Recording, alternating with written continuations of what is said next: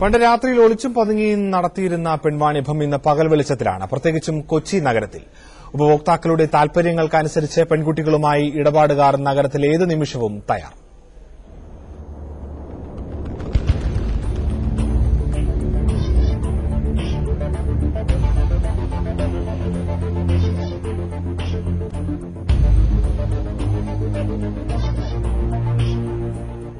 കൊച്ചിയിലെ മറൈൻ ഡ്രൈവിലെ പ്രമുഖ ഷോപ്പിംഗ് കോംപ്ലക്സിൽ പെൺകുട്ടികളുമായി എത്താമെന്നായിരുന്നു ഈ ഇടപാടുകാരന്റെ വാക്ക്.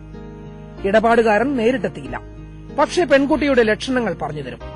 ഏറെ നേരം കാത്തിരിക്കേണ്ടി വന്നില്ല. ഒരു പെൺകുട്ടി കൃത്യമായി വന്ന് ഞങ്ങളെ പരിചയപ്പെടുത്തി. പേര് പ്രീതി. നഗരത്തിലെ ഒരു പ്രമുഖ കോളേജിലെ 1ാം വർഷ വിദ്യാർത്ഥിനി. താൻ മാത്രമല്ല, കോളേജിലെ തന്റെ കൂട്ടുകാരികളെ എത്ര വേണമെങ്കിലും സംഘടിപ്പിച്ചു തരാമെന്ന് ഒപ്പം വാഗ്ദാനവും. ഞങ്ങളോടൊപ്പം സമീപത്തെ കോഫി ഷോപ്പിലേക്കും പ്രീതി വന്നു.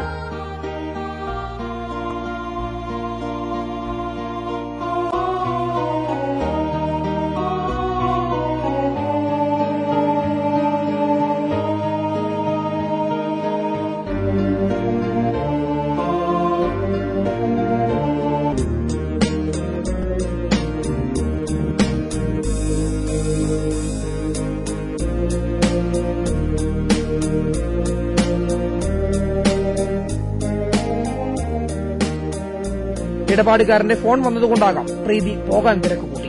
ഞങ്ങളും പ്രീതിയുടെ പിന്നാലെ പോയി.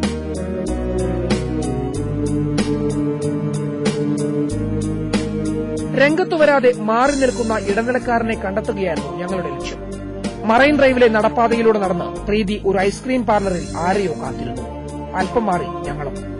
അരമണിക്കൂറിനുള്ളിൽ സുമുഖനായ ഒരു ചെറുപ്പക്കാരൻ പ്രീതിയുടെ അടുത്തെത്തി.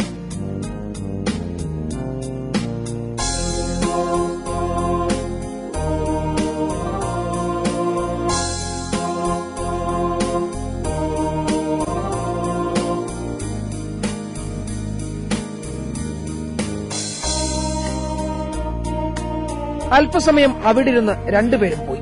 പിന്നീട് ഇടപാടുകാരൻ ഫോണിൽ വിളിച്ചു.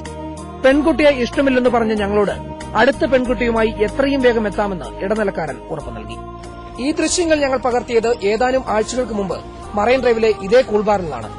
എന്നാൽ ഏതാനും ദിവസങ്ങൾക്ക് ശേഷം ആലപ്പുഴയിലെ സീരിയൽ നടിയെ പീഡിപ്പിച്ച കേസിൽ പ്രതി മറൈൻ ഡ്രൈവിൽ നിന്ന് പിടിയിലായതോടെ കൊച്ചിയിലെ പെൺവാണിഭ സംഘങ്ങളുടെ വ്യാപ്തി ഞങ്ങൾക്ക് ബോധ്യപ്പെട്ടു.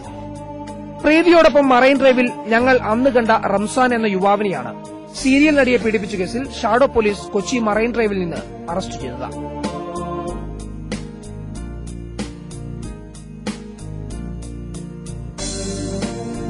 ഇതേ കേസിൽ റംസാനൊപ്പമുണ്ടായിരുന്ന മറ്റൊരു സീരിയൽ നടി ഒളിവിലാണെന്നും പോലീസ് അറിയിച്ചു. അന്ന് ഞങ്ങളുമായി മറൈൻ ഡ്രൈവിലെത്തിയ പ്രീതിയായിരുന്നു പോലീസ് അന്വേഷിക്കുന്ന മറ്റൊരു പ്രതിയെന്നും തെളിഞ്ഞു. പ്രീതി പിന്നീട് സ്റ്റേഷനിൽ കീഴടങ്ങി ജാമ്യം നേടി. മനോരമ ന്യൂസ്